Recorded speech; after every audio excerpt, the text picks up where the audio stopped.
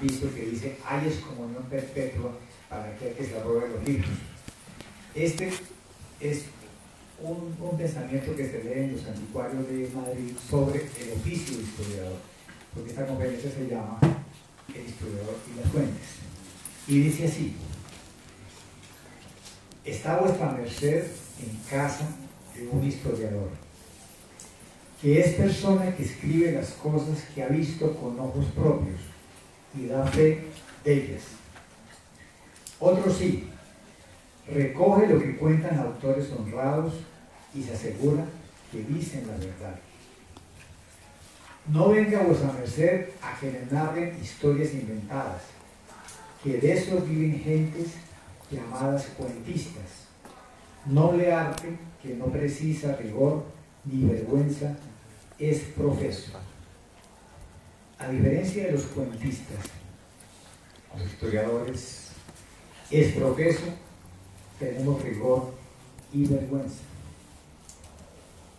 porque solamente escribimos de cosas que hemos visto con nuestros propios ojos, o recogemos de lo que cuentan autores honrados que aseguran decir la verdad. El oficio de historiador solamente se puede hacer con fuentes leídas o experimentadas o vistas con los propios ojos por los historiadores. Y para ilustrarlo, les cuento una anécdota. En el año 2010 me invitaron a Cartagena, al centro de convenciones, para una reunión con los jóvenes cartageneros, y mi contertulia era una señora que se llama Diana Uribe, que ustedes seguramente habrán oído en las emisoras. Ella me invitó esa mañana a desayunar. Y en el desayuno, ella, persona muy amable, muy querida, le confesó quién era. Y me dijo: mire, yo no soy historiador, aunque la gente en Colombia cree que lo soy. Yo soy cuentista, yo soy contadora de historias. Y mi procedimiento es el siguiente: de lunes a viernes, mi marido, con un equipo, leen enciclopedias y se ilustran sobre un tema, por ejemplo, la India, China, Japón. Y los sábados nos reunimos con mi marido y todo el equipo y me cuentan lo que leyeron en las enciclopedias. Y yo, que tengo una extraordinaria memoria, me lo grabo. Y el domingo lo cuento en el lenguaje del sur de Bogotá, que le fascina a la gente. Ejemplo, ella dice lo siguiente: y entonces llegó Napoleón a Waterloo y dijo: uy, hermano, esto está tenaz. Eso me fascina. Obviamente Napoleón no podía hablar en el lenguaje del sur de Bogotá. Y en el siglo XVIII no se había inventado la expresión esto es muy tenaz, o regálame un tinto. Pero ella es cuentista, no necesita rigor. El historiador, por el contrario, tiene un rigor especial en su método, y ese método se llama, desde los tiempos de Leopold von Ranke, la crítica de las mejores fuentes disponibles en cada momento histórico. Sin fuentes no es posible hacer historia. Y el historiador lo que hace es buscar las fuentes disponibles, que técnicamente se llama la heurística, y una vez que las encuentra y las lee, se tiene que imaginar qué es lo que pudo haber ocurrido verosímilmente, de acuerdo a la comparación de las fuentes. Y lo que se hace en su mente es una representación imaginaria, en su opinión, de lo que pudo ocurrir. Y luego que tenga esa imaginación o esa representación, se sienta y lo escribe o lo cuenta. Por lo tanto, la historia es uno de los modos de la representación humana y de la imaginación humana, porque es apenas verosímil esa representación, dado que no se puede decir que es verdad porque nadie estuvo ahí ni puede estar. Es lo que es una imaginación. Por eso Nietzsche fue muy enfático cuando dijo: señores, no hay hechos históricos, solamente hay representaciones. Lo que el historiador llama hecho es lo que él se imagina y se representa. Y para darle más validez dice que es un hecho histórico. No hay hechos, solo representaciones. Y las representaciones dependen estrictamente de las fuentes disponibles para el historiador de cada época, con lo cual cada día habrá más fuentes disponibles o cada día habrá menos, no lo sabemos. Y para cada lugar hay más o menos fuentes dependiendo de muchas eventualidades que escapan al historiador. Muy bien, esta charla trata entonces de la relación normal que los historiadores establecemos con las fuentes. Y yo he adoptado desde hace muchos años 4 categorías de fuentes que me permiten echar mano de todo lo que está disponible en el mundo. Esas 4 variedades las he llamado residuos, sobrevivencias, memoria e historia. Y con eso no digo nada por fuera, porque la antigua categoría de fuentes primarias y secundarias es muy problemática, porque lo que a mí me contaron que era primario en la vida real era secundaria. Por ejemplo, a mí me enseñaron que Juan de Castellanos, el cronista que vivió en Tunja, era fuente primaria porque había vivido en el siglo XVII. Pero resulta que él habla de acontecimientos que ocurrieron en la primera mitad del siglo XVI. Entonces, ¿cómo va a ser fuente primaria ese señor si está imaginando cosas que pasaron 100 años antes de que él naciera? Por eso la clasificación de primarias y secundarias es muy problemática. Entonces voy a seguir hablando con la que adopté en consulta con Luis González y González, el gran historiador mexicano del estado de Michoacán, de Zamora, de San José de Gracia. Empecemos entonces hablando de los residuos. Son residuos aquellas fuentes materiales que llegaron hasta el día de hoy porque nadie fue capaz de destruirlas y porque pertenecieron a personas que ya no viven en este mundo. Son residuos, es decir, quien las produjo ya no vive en este mundo, pero quedaron en este mundo para que el historiador las lea y las interprete. Enumeremos algunos de esos residuos. Para empezar, la osamenta de los seres humanos que estuvieron en este mundo. Hay gente que vino a este mundo y se murió, pero los huesos, el cráneo, las rodillas, los fémures, por ser un material tan duro, puede durar siglos bajo tierra, en el archivo de la tierra. Y entonces, si excavamos el archivo de la tierra y sacamos los huesos, algunas técnicas nos permiten leer quién pudo haber sido esa persona que tuvo sus huesos. Por los dientes sabemos qué comía, cuánto comía, qué masticaba.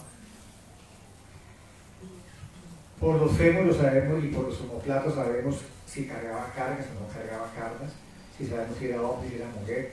Los huesos nos dicen muchísimas cosas.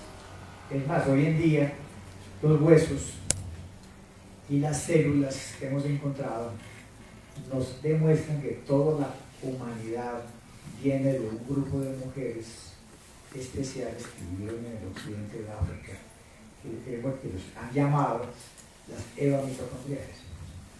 Entonces muchos investigadores trabajan en cementerios. Se van a los cementerios, sacan los huesos, los estudian y cuentan la historia a partir de esa fuente llamada huesos. Por ejemplo, en el sótano de la Catedral de Nuestra Señora de la Salud de Pereira, sacaron los huesos, encontraron que esos señores ya mascaban tabaco y se dañaba la dentadura con el tabaco. ¿Cómo lo supieron? Por el examen de la dentadura de las calaveras.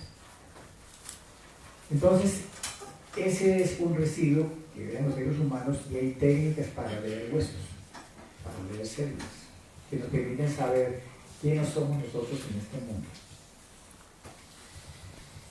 Además, los seres humanos fabrican objetos y normalmente se destruyen, pero hay objetos que logran mantenerse en este mundo y no ser destruidos. Ruinas de edificios, ruinas de chozas, ruinas de cocinas, de hogueras, pinturas rupestres, objetos de cerámica, objetos de oro, objetos de plata, de tumbaga, toda la cerámica posible. Entonces hay gente que se pone a reunirlos y con eso arma museos, y en los museos esos residuos le permiten contar una historia. Por ejemplo, en este momento en México hay un gran escándalo entre los historiadores y antropólogos porque cerca de Acapulco, cerca de una iglesia, unos obreros estaban instalando una tubería, una retroexcavadora, sacaron una cantidad de barro y en el barro alguien que pasaba vio una cerámica china. Se lo llevó a un antropólogo, el antropólogo paró las máquinas y salieron con unos 7.000 fragmentos de loza china de la dinastía Ming. ¿Cómo llegó la loza china de la dinastía Ming a Acapulco? En unas cantidades de color azul. Eso permite contar la historia del galeón de Manila. El galeón que todos los años iba a Manila y traía loza china a Acapulco y se distribuía por toda la costa pacífica hasta el Perú. El galeón de Manila pudo funcionar porque un fraile franciscano, Urdaneta, encontró el tornaviaje posible saliendo de Acapulco rumbo al occidente, negociar con los chinos, los filipinos y regresar hacia el norte para que las corrientes marinas lo llevaran a California y bajar por California, porque nadie podía regresar por el régimen de vientos del Pacífico. Hoy en día entonces la novedad en México es la cerámica Ming, azul, pintada, que acaba de aparecer como residuo. Y entonces queda mucho más clara la historia del galeón de Manila, que fue un galeón muy importante y que fue negociado en la época de la independencia y en las Cortes de Cádiz, porque fue el monopolio de los catalanes en ese comercio del Pacífico. También tenemos una cosa que se llama documentos, que la gente colecciona y se guarda en archivos. Lo que ustedes encuentran en los archivos que se llaman históricos en Colombia, pero que son documentos permanentes, son residuos de una actividad administrativa, pública o privada, que no se pudieron destruir, por más de que intentaron destruirlos y que llegó hasta nuestros días, dependiendo de las eventualidades. Por ejemplo, la capitulación para el poblamiento del Chocó, se llamaba la Tierra del Chocó, en la provincia de Popayán, se dio por los reyes de España en 1575 a un capitán español que fue autorizado para llevar 200 piezas de negro esclavo a las minas del Chocó. Pero si uno hoy en día aquí a buscar el archivo, uno va con la suposición que el archivo histórico de Quito debe arrancar de 1576 en adelante, cuando fue su poblamiento.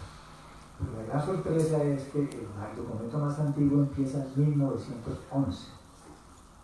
Pregunta, ¿por qué empieza en 1911 y no en 1576? Respuesta sencilla, porque en 1910 se quemó Quito y se quemó todo el archivo. Y lo único que existe es lo que hicieron al año siguiente, en 1911. Todo lo demás se lo llevó por las incendios. Por lo tanto, solamente pueden hacer historia de Chocó en el siglo XX, a menos que busquen en otros archivos. Entonces, los archivos son colecciones facticias la mayoría de las veces, es decir, de hecho accidental, que algunas personas salvaron y conservaron porque todo el mundo votó o quemó o tiró al río. Y esto depende de una eventualidad humana muy complicada. El Archivo Central del Cauca, que tiene su sede en la casona señorial en Popayán, existe porque seguramente Dios existe e iluminó a don José María Bolera Llorente para que detuviera las carretas donde iban a votar a San Río Cauca. Él las detuvo y se las llevó para la casa. Y luego consiguió una casa a donde las trasladó, donde hoy en día permanecen bajo la tutela de la Universidad del Cauca. Si él hubiera estado ese día, y si Dios no existiera, probablemente nadie sabría nada de la historia de la provincia de Popayán. Otro ejemplo. En el siglo XIX, hacia 1870, se incendiaron las galerías Líbano en Bogotá, con lo cual se quemó el archivo de Bogotá, el archivo del Cabildo, se quemó el acta de independencia que llaman allá, se quemó todo en ese incendio. Por lo tanto, Bogotá no tiene historia proveniente del Cabildo de esa ciudad tan antigua que viene desde 1537. Entonces, lo que tenemos nosotros hoy en día son residuos. Alguien que guardó una fotografía, alguien que guardó un negativo, alguien que guardó un mechón de pelo. Por ejemplo, vino la embajadora de Irlanda a Bogotá y yo le mostré un mechón de pelo del general Daniel Florencio Oleri. Y ella me dice, pero ¿cómo es posible que usted tenga pelo del general Daniel Florencio Oleri? Le dije, pues por pura casualidad. Porque él se casó con la hermana del general venezolano Carlos Supleta y tuvieron 2 hijas. Y una hija curiosa que lo acompañó en el lecho de muerte le cortó un mechón de pelo a su papá después de que se murió y lo guardó junto con la brochita de afeitar, el jabón de afeitarse, un pedacito de madera del cajón, la tela negra que se usó ese día, porque esa señora fue inspirada por Alá para guardar pelo de su papá. Con lo cual, un genetista estaría feliz de hacer un examen genético del pelo y probablemente algún día hasta podrá clonar al general Oleri. Es la pura casualidad lo que hace que existan hoy en día documentos llamados residuos. Lo que se llama Archivo General de la Nación es la más grande colección de residuos documentales que existe en Colombia, porque hemos calculado a ojo de buen cubero que debe haber por ahora 90 millones de documentos de la nación colombiana. Pero todos esos son residuos, quiere decir que una buena parte se perdió.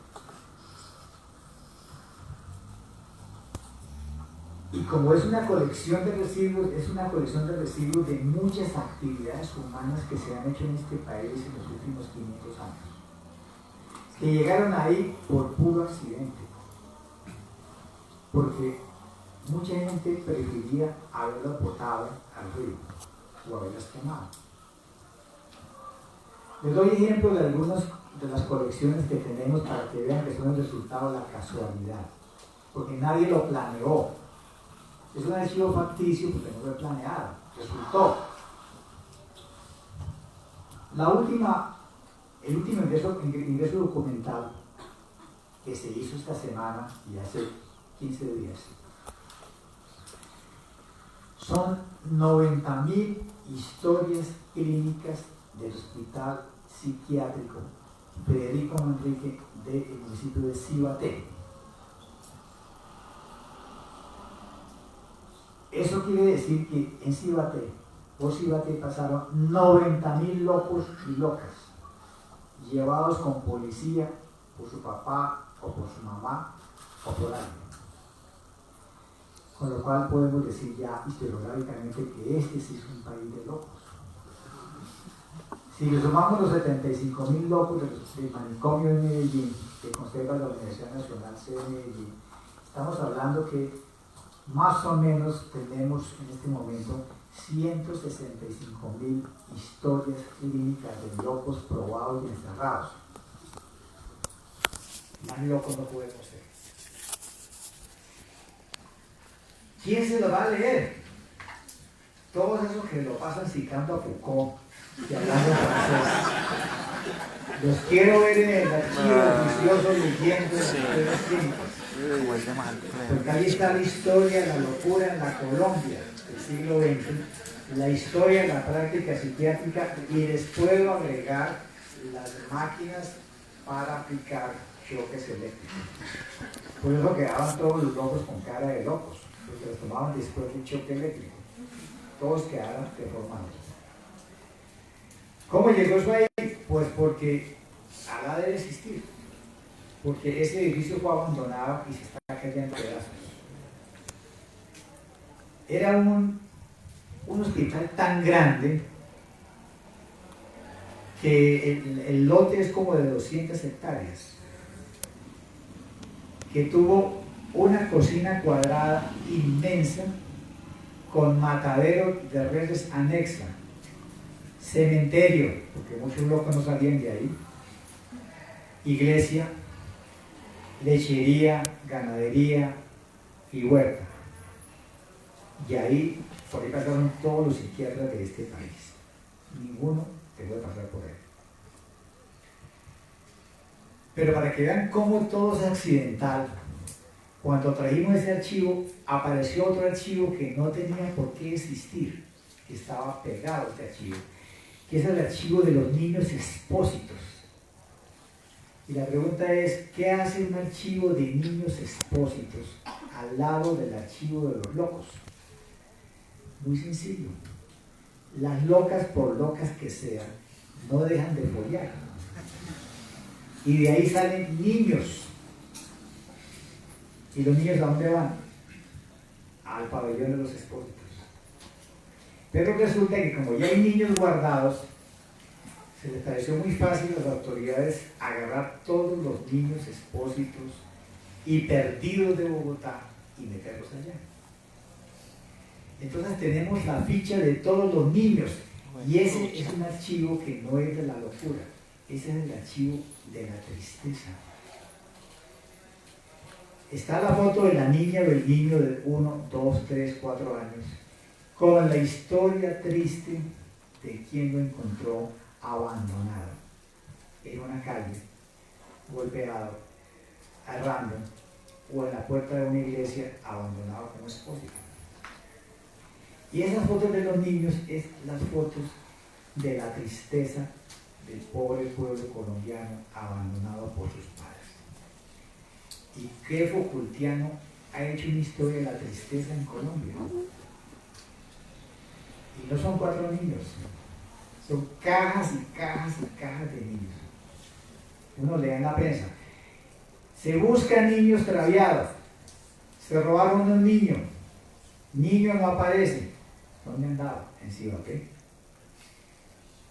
Llevado por una señora que lo encontró botado, por un policía, por una señora que vio cómo le pegaban y fue lo denunció. Ahí tenemos un tema maravilloso, la historia, la tristeza de los niños colombianos expósitos abandonados. Cada uno con su historia. no me lo he encontrado qué estaba haciendo. Esos niños, algunos tienen nombres, se acordaban cómo se llamaban. Otros tienen un solo apellido, son todos naturales. Otros no saben. Y cuando un niño no tiene la remota idea de cómo se llama, porque probablemente es hijo de una loca, nacido en el hospital. La burocracia encontró una manera política de resolver ese problema. Muy sencillo, le ponen un nombre del santoral cristiano y el apellido es el apellido del presidente de la República, con lo cual tenemos unos Turbáis, Pastranas, Tapetuzas en cantidades. Apellido de presidente y vida miserable. Muy bien. Eso es lo que llamamos residuos documentales y en la Archivos de la Nación tenemos residuos para votar para lo alto de todas las actividades humanas de los colombianos. Por ejemplo, tenemos el archivo de la inteligencia y contrainteligencia colombiana del desaparecido TAS. No lo voy a ver sino dentro de 29 años. No sueño. Antes no se puede ver porque es reservado. Y de todo lo que ha pasado en todos los ministerios, en todos los colegios del país están ahí en el fondo Ministerio de Educación. Todas las carreteras y puentes en el fondo Ministerio de Obras Públicas. Todo lo que hay que ver sobre la estación de ferrocarril de Manizales, en el fondo ferrocarriles. Las cuentas de construcción de la goleta Macedonia en Guayaquil, en 1822. Ahí están. O sea, eso es un archivo realmente, es una caja de Pandora. Uno no sabe qué le va a sacar a la cara. Un loco, un despósito, un funcionario público, un verdugo, un asesino. Pero es que esas son las sociedades, donde hay de todo. Y no hay vida humana que alcance para leerse todo eso. Entonces hay que escoger un cachito que permita uno hacer la tesis, la maestría, de pregrado, doctorado o seguir trabajando. Muy bien, entendieron ya, creo, qué es los residuos, lo que sobrevivió. Como objeto material que podemos leer en las bibliotecas, porque es que la orgullosa biblioteca de la Universidad de Caldas también es una especie de archivo, porque tiene un ejemplar de una edición mínimo de 500. ¿Dónde están los otros 499? Se perdieron. Quedó uno que está aquí. Cada libro de la Biblioteca de la Universidad de Caldas es un testimonio de una edición de 500 o 1000. Y aquí apenas hay uno. No hay mucha diferencia entre biblioteca y archivo en ese sentido. Entonces, bibliotecas, archivos, museos, centros de documentación son colecciones de residuos para que los interesados accedan a ellos y, al interpretarlos, fabriquen representaciones que llamamos historia y deben quedar consignadas en notas de pie de página. Pasemos ahora a la segunda categoría que hemos llamado sobrevivencias.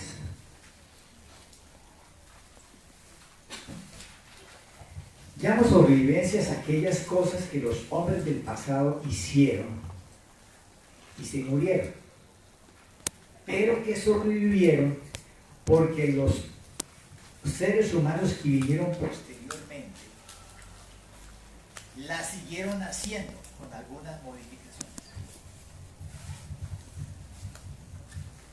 Pero se llama sobrevivencia. Ejemplo: una linda potosina de tez rosada en el lecho nupcial convenció al general Simón Bolívar en 1826 para que se rasurara el bigote y las patillas porque le hacían cosquillas. Con lo cual, al regresar a Santa Fe, llegó afeitado. Había llevado patillas y bigote toda la vida, hasta que se tropezó con la linda potosina. Y en sus últimos 4 años de vida estaba rasurada. Y así llegó hasta nosotros como imagen, porque nadie se imagina a Bolívar como siempre fue, de patillón y bigotón. Pero él trajo a Bogotá una moda rarísima, que es pasarse por la cara todas las mañanas cuchillo de afeitar para quitarse los pelos que nacen naturalmente en las quijadas de los varones. Esa costumbre, un poco sádica, sobreviven los varones que están aquí. Todos nos afeitamos por las mañanas. Nadie, yo no inventé la costumbre de afeitarme, la inventó mi papá. Y mi papá la afeitó al abuelo, y ahí para atrás hasta llegar a Bolívar.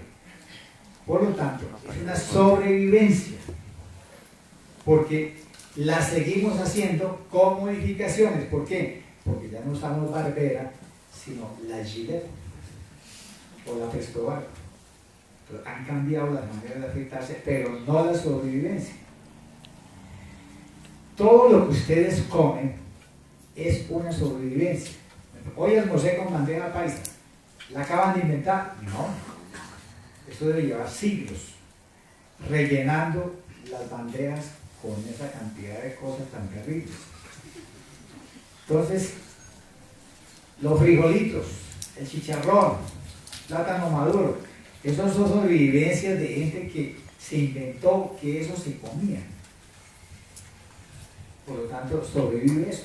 La costumbre de pintarse con carmín los labios delicados de la mujer es una sobrevivencia de otras épocas antiguas.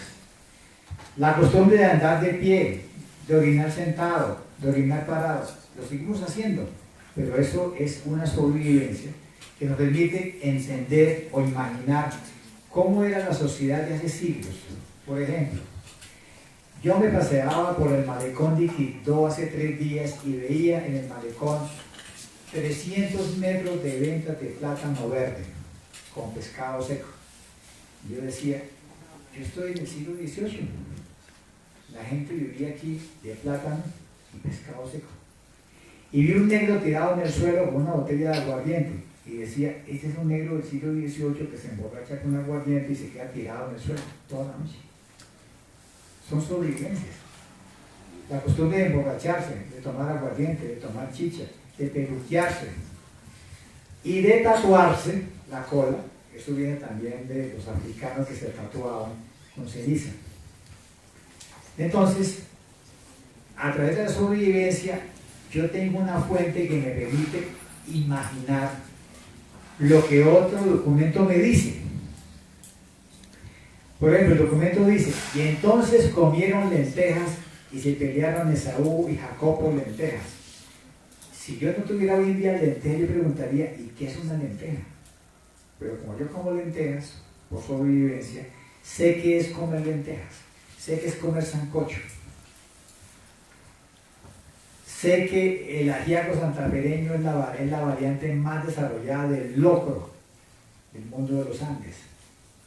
Entonces, si yo veo que el indio está comiendo locro, yo digo, bueno, es como medio parecido al ajiaco, con la diferencia que, como aquí son más ricos, le ponen alcaparras, pollo y crema de leche. Nariño, por ejemplo, dice, cuando estaba muy jodido en Bogotá, perdón, en Santa Fe, decía, estamos tan pobres que llevamos con ajiaco sin pollo 2 meses. Y yo me pregunto, ¿y qué es un ajiaco? Pues yo lo sé, porque yo lo he comido.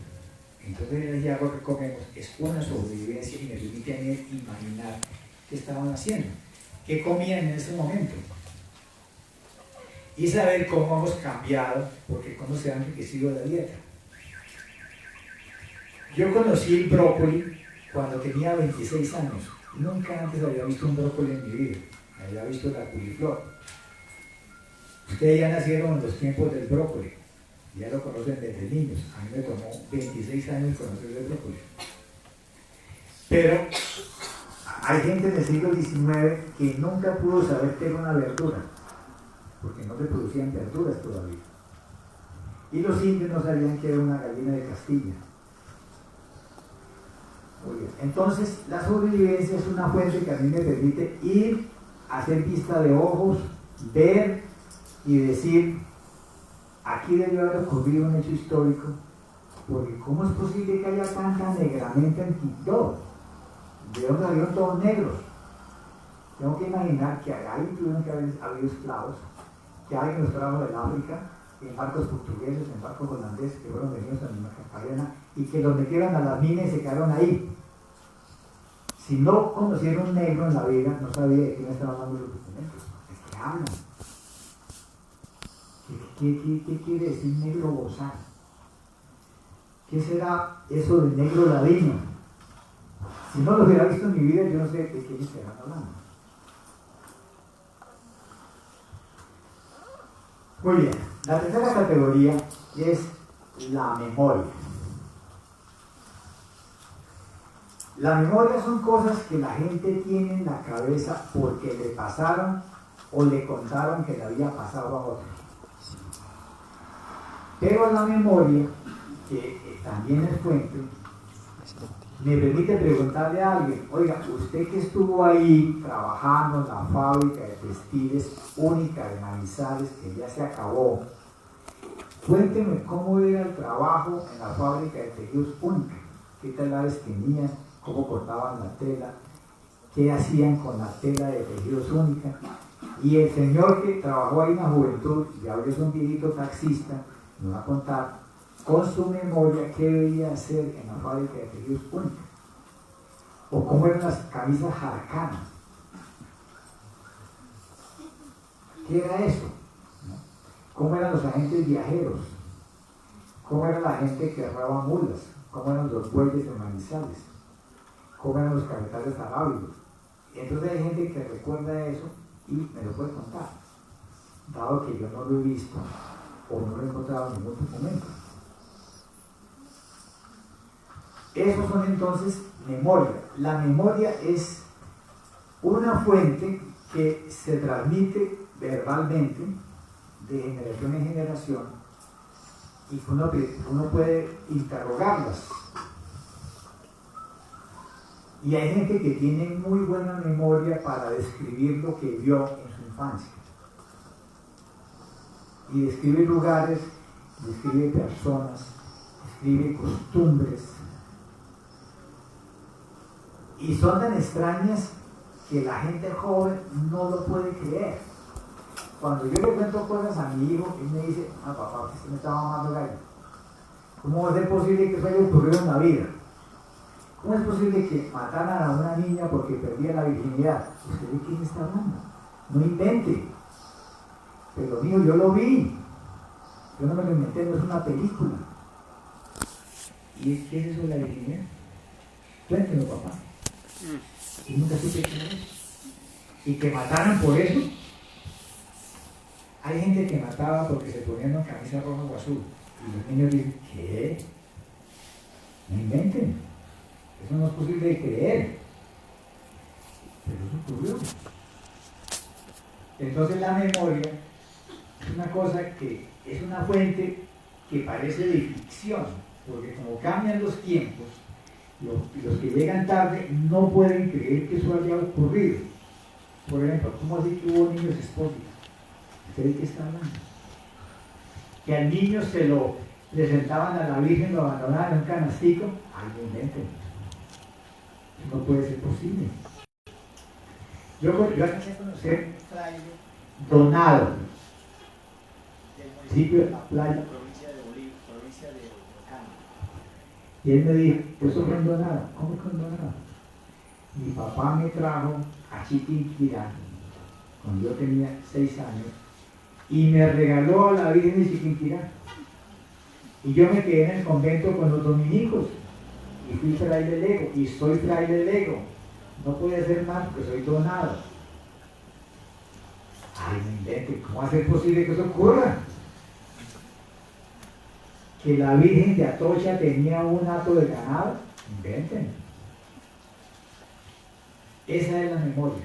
Una fuente que me permita remontarme a una época donde las cosas eran distintas. Y parece increíble, porque eso no puede ser. Pues eso es el testimonio de alguien que lo vio o le contaron.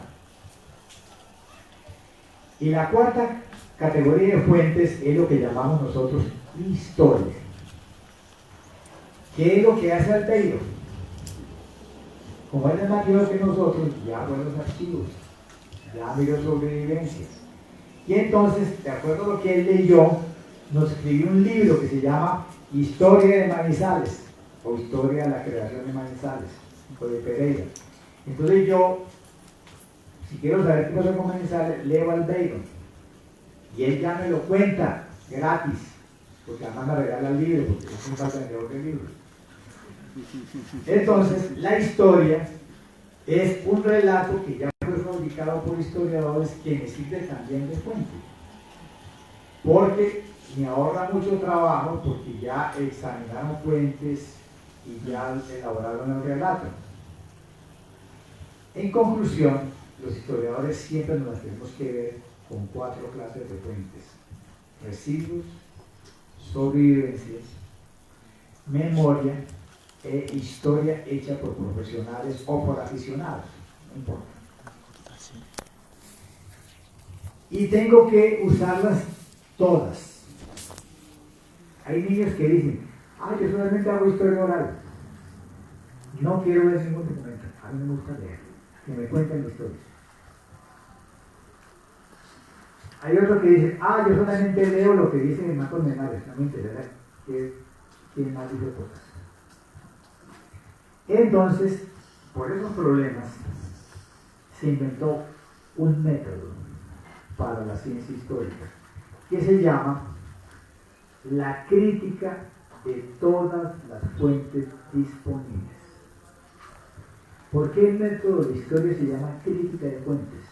Porque la palabra script, la palabra indoeuropea script, quiere decir separar, cortar. De ahí viene la palabra crítica, chisme y escritura. El chisme, ¿qué hace? Separa a la gente. Esto viene de escrito. La escritura es separar líneas para armar palabras o letras. La crítica es que usted examine y separe lo verosímil de lo no verosímil. Entonces, la crítica de fuentes significa que usted examina cada fuente con cuidado y dice, esto me sirve, esto no me sirve, esto tiene que ser falso, esto puede ser verosímil. Entonces uno compara fuentes. En la actividad de comparar fuentes o de crítica de fuentes, uno descubre con espanto lo siguiente: todas las fuentes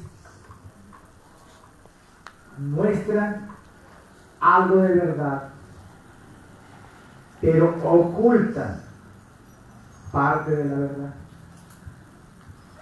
Es decir, todas las fuentes son peligrosas y tramposas, porque ocultan y muestran a la vez. Y el historiador joven, que está enseñado a creer, puede ser engañado por las fuentes, por todas, porque no tiene avesado el sentido de la crítica de todas las fuentes. Y se las va comiendo sin masticarlas ni digerirlas, cuando todas las fuentes son tramposas, incluido el Beiron. Todos los historiadores nos equivocamos. A veces leímos mal el documento, a veces lo interpretamos mal, a veces no teníamos suficiente cantidad para contrastar y lentamente nos arrepentimos de lo que vivimos y que eso quiero dar de escribir los libros. Porque yo dije, eso pensaba yo cuando tenía 25 años, pero ahora que tengo 50, que he visto más documentación, yo estaba equivocado.